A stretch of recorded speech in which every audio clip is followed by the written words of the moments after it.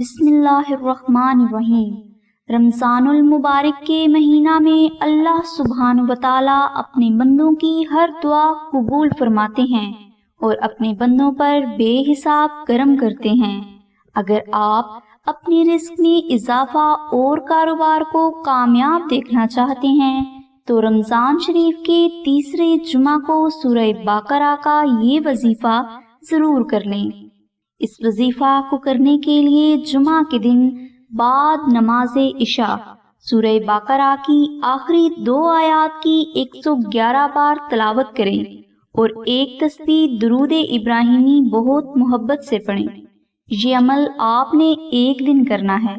انشاءاللہ اس ایک دن کے عمل سے آپ کے کاروبار کو بہت فروغ ملے گا، رزق میں بے پناہ برکت ہوگی اور آپ ساری زندگی اس وظیفہ کی برکت سے غیبی مدد سے بھی مستفید ہوتے رہیں گے۔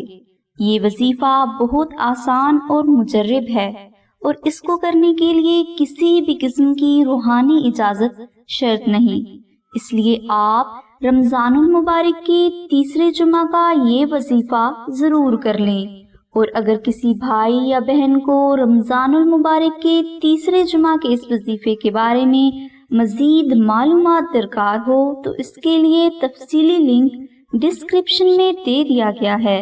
اور اگر بالفرض آپ سے یہ وظیفہ کسی وجہ سے نہ ہو تو اس وظیفہ کی تمام تر برکات کو حاصل کرنے کے لیے ماہ رمضان کی 27ویں شب یعنی کہ شب قدر کا وظیفہ ضرور کر لیں، جس کے لیے لنک ڈسکرپشن میں دے دیا گیا ہے۔